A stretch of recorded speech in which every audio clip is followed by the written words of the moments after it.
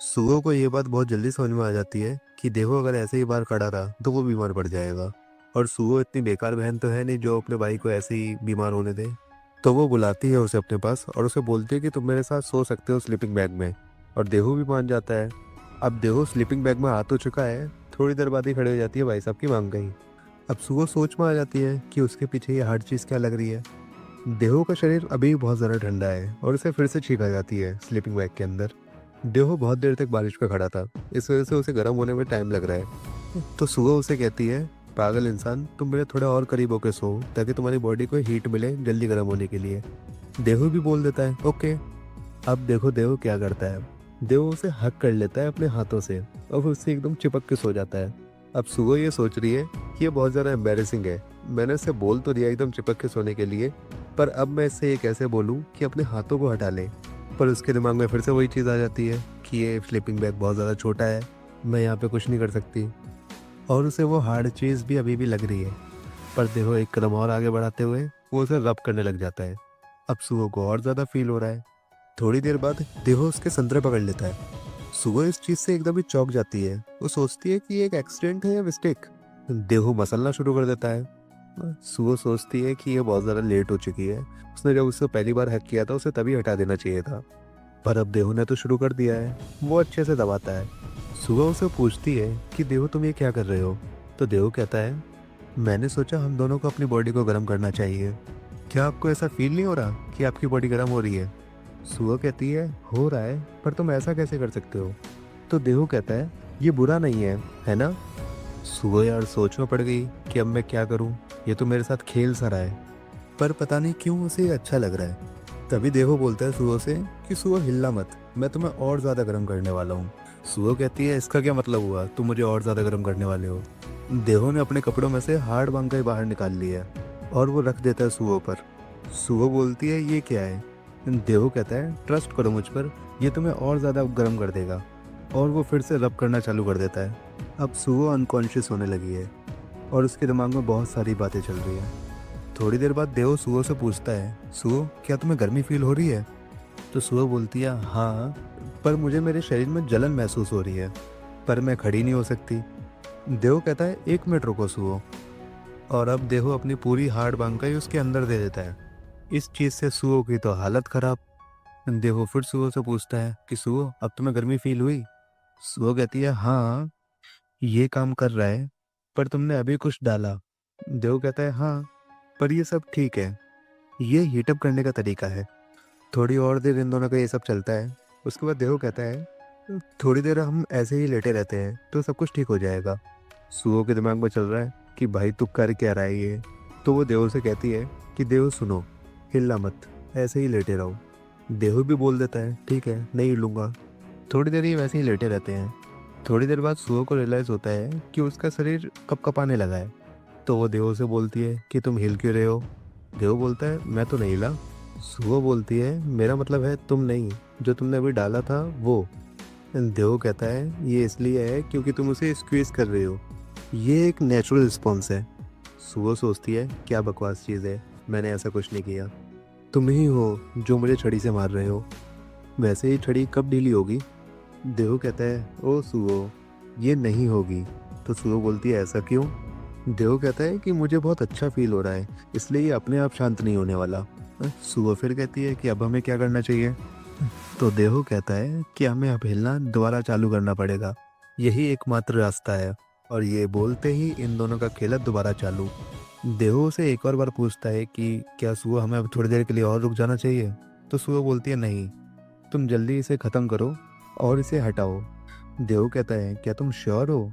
सुबह उसे कहती है कि इसके अलावा हमारे पास कोई और ऑप्शन नहीं है और हमारे पास पूरा दिन भी नहीं है। देव कहता है, फिर ठीक है, मैं चालू करता हूँ। और इन दोनों की फुल टू मस्ती चालू हो जाती है। इन दोनों की मस्ती काफ़ी देर चलती है, पर थोड़ी देर बाद सुबह को बहुत ज़्यादा पसीना आने लग जाता है और वो देव को ये बात बोलती है। तो देव बोलता है, ठीक है, तो मैं इसे अब जल्दी ख़त्म करता हूँ। देव थोड़ी सी अपनी पोजीशन चेंज करता है और सुबह के ऊपर आ जाता है और फिर से चालू कर देता है करना। सुबह दिमाग में सोच रही है कि ये क्या कर रहा है। थोड़ी देर बाद इन दोनों का ख़त्म हो जाता है तो देहो बोलता है कि अब मुझे बहुत अच्छा लगा। इधर सुबह बोलती है कि देहो तुमने ये क्या किया। देहो फिर कहता है कि सुगो मैं बैट लगा सकता हूँ, तुम टोटली गर्म हो चुकी होगी अब। सुगो बोलती है हाँ जो भी हो, पर मुझे ये बिल्कुल अच्छा नहीं लगा। देहो कहता है कि क्या तुम्हें अच्छा नहीं लगा, क्या ये तुम्हारा पहली बार था? सुगो बोलती है हाँ। अब भाई ये सुन के तो देहो के तो तोते उड़ चुके हैं दिमाग के, और वो एक कोने में जाके बैठ जाता है गुफा के। और सुगो से कहता है कि सुगो मुझे इस बात का बिल्कुल भी आइडिया नहीं था कि ये तुम्हारा पहली बार है, क्या तुम अब ठीक हो? तो सुगो बोल देती है हाँ मैं ठीक हूँ। तो देहो उसे बोलता है अब कि सुगो पहली बार में सबको अच्छा नहीं लगता है, पर उसके दूसरी और तीसरी बार में आपको अच्छा लगेगा। जितना ज़्यादा करोगे उतना नुकसान कम होगा, तुम चिंता मत करो। अब सुगो उसकी तरफ देख के बोलती है कि तेरे को कैसे पता ये सब चीज़ें? तो देहो कहता है अरे बस वो लोगों से सुना है मैंने। वैसे आज के दिन सब ठीक रहा ना तुम्हारे लिए? तो सुगो बोल देती है हाँ नो प्रॉब्लम। देहो कहता है ओके सुगो, जो होना था सो हो गया, आपको बस यह सोचना है कि ये एक अच्छा अनुभव था। अब सुबह लेटे लेटे सोच रही है कि यार सच में एक गुड एक्सपीरियंस था, क्या इस बात का कोई मतलब भी बनता है? यार फ्यूचर में मुझे कभी ना कभी तो इससे गुजरना ही होगा, और इसकी मेरे पास कोई गुड मेमोरी भी नहीं है। ये सिचुएशन बहुत ज़्यादा क्रेजी है। मैं उस टाइम पे फुल्ली फोकस भी नहीं थी जब मैं वो कर रही थी। मुझे अब क्या करना चाहिए? शायद मुझे इसकी एक क्लियर पिक्चर के लिए मुझे एक और बार करना चाहिए, पर प्रॉब्लम एक ही है, देहो। पर उसने मेरे साथ पहले ये कर लिया है। तो सुगो लगाती है देहो को आवाज़ और उससे कहती है क्या तुम श्योर हो कि दूसरी और तीसरी बार में इतनी ज़्यादा दिक्कत नहीं होती है? देहो कहता है हाँ यार मैं गारंटी देता हूँ। सुगो कहती है फिर ठीक है, एक और बार करते हैं। और भाई साहब क्या, अब इन दोनों का सेकंड राउंड चालू। पर ये राउंड स्लीपिंग बैग के अंदर नहीं होता, ये होता है स्लीपिंग बैग के ऊपर, फुल फ्रीडम के साथ, कोई भी झंझट नहीं इस बार। देहो इस बार लेवल बाय लेवल करता है, पहले बेसिक फिर नॉर्मल फिर एक्सपीरियंस, और उसे प्रॉपर बताता है। मस्ती करते करते देहो इतना ज़्यादा खो जाता है कि वो सुगो को किस कर लेता है। तो सुगो उसे एकदम से हटाती है। तो देहो बोलता है कि क्या हुआ? तो सुगो कहती है कि देहो तुमने मुझे किस क्यों किया, ये मेरी फर्स्ट किस थी। देहो उसे बताता है कि यार सुगो लोग ये सब करते हुए किस करते हैं। सुगो सोच रही है यार ये मेरी पहली किस थी। देहो फिर कहता है कि यार कोई बड़ी दिक्कत नहीं है, ये बस एक प्रैक्टिस है, मैंने बस तुम्हें ये सिखाया कि ये करते कैसे हैं। तुम्हारी पहली किस उस इंसान के साथ होगी जिससे तुम प्यार करती हो, मेरे साथ की हुई किस काउंट नहीं होगी। सुबह भी सोच लेती है हाँ ठीक है, जो बोल रहा है वो सच ही होगा। तभी देहो देखता है कि बाहर बारिश बंद हो गई है और ये दोनों भाग कर जाने लगते हैं माउंटेन के टॉप पर। और वहाँ पहुँचकर सुगो को दिखता है एक मस्त सिटी का व्यू, आसमान भी एकदम साफ है। देहो सुगो से पूछता भी है कि ये तारा कौन सा है, वो तारा कौन सा है, और सुगो सब बता भी देती है। इस पर देहो बोलते हैं कि यार तुम तो बहुत ज़्यादा स्मार्ट हो। ये दोनों उस टेलीस्कोप को लगाते हैं और वहीं बैठ जाते हैं, आसमान देख रहे होते हैं दोनों। तभी सुगो देहो से पूछ लेती है एक सवाल कि उसे किस तरीके की लड़कियों के साथ मस्ती करना पसंद है। देहो सोचे बढ़ जाता है क्या? तो सुगो उसे बताती है कि मैं शौक हूँ, मैं ये बात इमेजिन भी नहीं कर सकती कि तुम ऐसे कुछ चीज़ कर सकते हो, और मैंने तुम्हें कल जूरी के साथ देखा था, क्या तुमने ये सब उससे सीखा? देहो सुगो से कहता है कि यार मेरे सीक्रेट को तुम अपने पास ही रखना, और आपको अगर ओवरसाइज टी शर्ट्स का शौक है, खास करके एनीमे प्रिंट वाली, तो आप एक बार इन्हें ट्राई करके देख सकते हो, लिंक डिस्क्रिप्शन में है। तो सुगो बोलती है हाँ मैंने बस तुम दोनों का देखा था और मैं बस पूछ रही हूँ। तो देहो कहता है कि यार सुगो हम इस बारे में बात नहीं करते हैं, मैं अब बड़ा हो चुका हूँ। सुगो उससे कहती है तू साढ़े पागल इंसान, और वो मन में सोच रही है कि यार क्या दिक्कत है इसे, इसने मेरी फर्स्ट किस ले ली, इसने मेरा पहला मजा भी ले लिया, और ऐसे बिहेव कर रहा है कि जैसे कुछ हुआ ही नहीं है, ये बहुत अनफेयर है। ईमानदारी से कहूँ तो मैंने ये सब इसलिए किया ताकि मुझे ये लिखने में आसानी हो अपनी स्टोरी, पर यह भी फैक्ट है कि ये वो पहला इंसान है जिसके साथ मैंने मजे किए हैं। और वो देहो को एक जोर का तमाचा मारती है। तो देहो बोलता है कि सुगो क्या प्रॉब्लम है तुम्हें? तो सुगो कहती है कि काबू पा खुद पर पागल, और वो लेट जाती है। और देहो से कहती है कि आज हम दोनों के बीच में जो भी हुआ है उसके बारे में तुम किसी से एक शब्द बात नहीं करोगे, ओके? देहो कहता है गॉट इट, मेरे स्लिप्स सील हो चुके हैं। सुगो कहती है कि मैं तुम्हें बता रही हूँ ऐसा दोबारा कभी नहीं होने वाला, कुछ भी चेंज नहीं होना चाहिए, और भूल जाओ कि आज कुछ हुआ भी था। तो देहो कहता है कि इसका मतलब है कि ये हमारा लास्ट था, मुझे तुम्हारे साथ मस्ती करके अच्छा लगा, लेकिन सुनकर सुगो एकदम से उठती है और बोलती है कि ये क्या बकवास है, ये मेरे लिए बिल्कुल भी अच्छा नहीं है। मेरा मतलब है कि मैं तुम्हें ये एक्सप्लेन नहीं कर सकती, पर ये मेरा पहली बार था। देहो कहता है कि क्यों ना हम एक और बार ट्राई करें, इस बार मैं तुम्हें सच में फील करा दूंगा। ये चीज़ सुनकर सुगो एकदम से उठ जाती है कि क्या दोबारा? वापस जाने के बाद तो हम वैसे भी नहीं करेंगे। इसका मतलब ये नहीं है कि आज ही हमारे पास टाइम है, और तुम्हें ये भी नहीं पता कि दोबारा मौका कब मिलेगा, शायद ये आखिरी बार हो।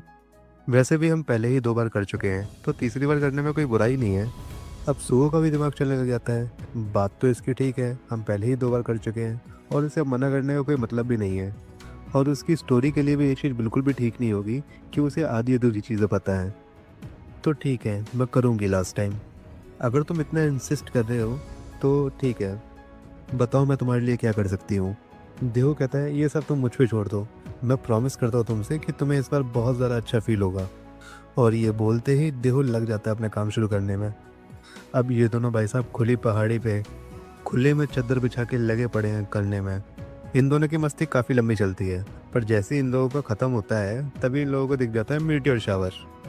और ये दोनों वहीं लेटकर मीटियोर शावर को देखते हैं, तो बहुत ज़्यादा ब्यूटीफुल होता है। अब हमें दिखाते हैं बहुत देर बाद का सीन, जहाँ पे मीटियोर शावर ऑलमोस्ट ख़त्म ही होने वाला है और ये लोग लेटे हुए हैं। सुओ कहती है उसकी उसे बहुत ज़्यादा अच्छा लगा ये देखकर और उसके एफर्ट्स वेस्ट नहीं हुए। तभी देवो कहता है वैसे तुम्हें भूख नहीं लगी क्या तुम रामेन खाओगी? देहो वहीं पर रामेन बनाता है और खुद भी खाता है और सुओ को भी खिलाता है। खा पी के ये दोनों फिर से लेट जाते हैं। लेटने के बाद ये दोनों एक दूसरे को देखते हैं और भाई इन दोनों का चौथा राउंड चालू हो जाता है। एक ही रात में भाई कितनी बार करोगे? और ये वाला राउंड पता नहीं कितने टाइम तक चलता है। पर अगले दिन हमें दिखाते हैं कि ये दोनों अपने घर जा रहे हैं और इन दोनों को देख के ये बिल्कुल भी नहीं लग रहा कि जो सुगो ने बोला था कि आगे से ऐसा कुछ नहीं होना चाहिए वो होगा। अब हमें दिखाते हैं सीधा घर का सीन। ये दोनों घर पहुंच चुके हैं। यूना इन्हें कहती है कि तुम लोगों ने बहुत मजे किए होंगे। सुगो तो सीधा अपने रूम की तरफ जाने लग जाती है और कहती है कि मैं बहुत ज़्यादा थक गई हूँ, मुझे सीधा डिनर के टाइम पर उठाना। यूना कहती है कि ठीक है, मैं तुम्हारे लिए बहुत अच्छी डिशेस बना के रखूँगी, तुम जाके रेस्ट करो। ऊपर जाते ही सुगो को दिख जाती है मिया, जो उससे बोल रही है डियर सिस्टर तुम मेरी ईयरफोन्स ले गई बिना मुझसे पूछे। सुगो उससे कह देती है कि मैं बहुत ज़्यादा थक गई हूँ, तुम मुझसे बाद में बात करना। और देहो की हालत भी बहुत ज़्यादा ख़राब हो रखी है। देहो भी मिया से कहता है कि मुझे सोने जाना है मिया, बाद में मिलते हैं। अब मिया सोच रही है कि तारे देखने का वो कौन सा पार्ट है जिस वजह से इतने ज़्यादा थक गए हैं। ये दोनों अपने रूम में घोड़े बेच के सोते हैं और अब हो चुका है डिनर का टाइम। और यूना ने आज बहुत ज़्यादा खाना बनाया है पार्टी जैसा, और इन लोगों की बातें चल रही होती हैं। तभी मिया कहती है कि तुम्हें सामान से बड़ा इतना भारी बैग नहीं ले जाना चाहिए था। तो देहो कहता है नहीं नहीं ऐसा कुछ नहीं है। सुगो कहती है कि एक्चुअली कल उसी ने हमें बचाया है। रात को वहाँ पर बहुत तेज की बारिश होने लगी थी, हमारे पास स्लीपिंग बैग थे, वरना हम वहाँ पे सर्वाइव नहीं कर पाते। खाना खाकर देहो अपने रूम में आ जाता है और अब हमें दिखाते हैं कि देहो यूही से चैट पर बात कर रहा है। वो उससे मीटियोर शावर के बारे में बात करता है और कहता है कि अगली बार मैं तुम्हारे साथ उसे देखना चाहता हूँ। वो उससे गोबेंग के बारे में ही पूछता है, क्योंकि गोबेंग उससे नाराज़ हो गया था कि वो उसके साथ नहीं जा पाया मीटियोर शावर देखने के लिए। यूही से बोलती है कि तुम उसकी चिंता मत करो, वो ठीक हो जाएगा। देव कहता है ओके, मे बी मुझे उससे जल्दी ही मिलना पड़ेगा। तो यूही भी पूछ लेती है क्या मैं तुम दोनों को ज्वाइन कर सकती हूँ? और भाई देहो से यूही पूछे और देहो मना कर दे, ऐसा तो हो नहीं सकता। अब इन लोगों का डिसाइड होता है कि ये लोग मिलेंगे। अब चैट ओवर और देहो बस लेटा है अपने रूम में। तभी रूम के बाहर से एक आवाज़ आती है, देहो क्या तुम सो रहे हो? देहो उठ के देखता है तो भाई साहब रूम में कौन आ गया है? सुओ। और वो पूछ रही है कि क्या हम बात कर सकते हैं? और अब ये दोनों बैठे हुए हैं नॉर्मली बेड पर। सुओ देहो से कहती है कि मुझे गलत मत समझना, माउंटेन्स पे जो भी हुआ वो एक स्पेशल केस था, बस एक बार की बात थी, ऐसी उम्मीद बिल्कुल भी मत रखना कि ऐसा दोबारा होगा। देहो कहता है ठीक है सुओ। सुओ फिर कहती है कि प्लीज़ जो भी हुआ उसे भूल जाओ और इस मुद्दे को दोबारा मत छेड़ना, ओके। और सुओ अपना फ़ोन उठाती है और उसका फ्लैश ऑन करती है और देहो की आंख में मारती है और उसे बोलती है कि भूल जाओ। देहो तो चौंक जाता है कि ये क्या हुआ। सुबह वहाँ से जाने लगती है और देहो से कहती है कि अब हमारे ओट सील हो चुके हैं और उसे गुड नाइट कह के वहाँ से निकल जाती है। और उसके पीछे भाई साहब देहो अपनी आंखें पकड़ के बैठा हुआ है और जब आंखें ठीक होती है तो सोचता है कि यार ये क्या था। अब हमें दिखाते हैं अगले दिन का सीन। यहाँ पर देहो एक रोड पे खड़ा होकर इंतजार कर रहा है और वो किसका इंतजार कर रहा है? यूही और गोबेंग का, जो आ चुके हैं। अब इन लोगों की हाय हेलो होती है और गोबेंग का मूड अभी भी ठीक नहीं है। तो देहो उसे कहता है कि गोबेंग नेक्स्ट टाइम हम लोग चलेंगे स्टार देखने के लिए, मेरे पास बहुत अच्छा टेलीस्कोप है, तुम उससे कुछ भी देख सकते हो। इस बात पर गोबेंग क्यूरियस तो पहले से होता है, तो वो मान जाता है। अब ये तीनों जाते हैं एक रेस्टोरेंट में खाना खाने के लिए। अब हमें दिखाते हैं जूरी को, जो उसी मार्केट में आई है। उसे दिख जाता है देहो, जो एक प्रिटी लड़की के साथ बैठा हुआ है। अब हमें दिखाते हैं घर का सीन, जहाँ पे यूना आंटी किचन में काम कर रही हैं उन्हें फ्रिज में से कुछ चाहिए होता है तो वो फ्रिज में देखने लग जाती हैं। तभी उनके पीछे से आता है इनके तरबूजों पर एक थप्पड़। यूना जल्दी से देखती है और इसके पीछे कौन है? मिया, जो उससे बोल रही है कि यार डिनर में क्या बनेगा। तो यूना कहती है कि ये पूछने का कौन सा तरीका है भाई। तो मिया कहती है कि मेरा मतलब है कि एक मैरिड वुमेन के तरबूज इतने ज़्यादा बाउंसी कैसे हैं, मैं अपने हाथों को दूर ही नहीं रख पाई मारने से। तभी वहाँ पे सुहो भी आ जाती है और वो उससे बोलती है कि तुम ये क्या कर रही हो, तुम मॉम के साथ खुद को इतना कॉम्पिटिटिव क्यों महसूस करती हो। तो मिया बोलती है क्या, ये क्या बकवास है, मैं ऐसा क्यों महसूस करूँगी।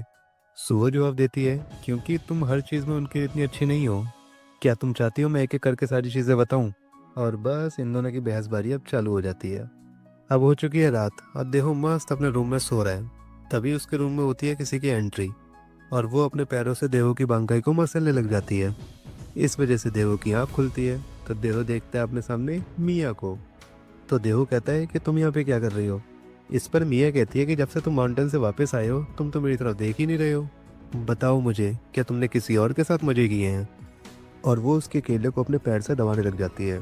देहो बोलता है यार दर्द हो रहा है मुझे, हटो। मिया फिर कहती है बताओ मुझे अभी, क्या तुमने किसी और के साथ मजे किए हैं। देहो मन में सोच रहा होता है कि यार मैं ऐसे बिल्कुल भी नहीं बता सकता कि मैंने सुहो के साथ मजे किए थे। देहो मिया को मना कर देता है और बोलता है कि शायद कोई मिसअंडरस्टैंडिंग हो गई है, मैंने किसी और लड़की के साथ कुछ भी नहीं किया।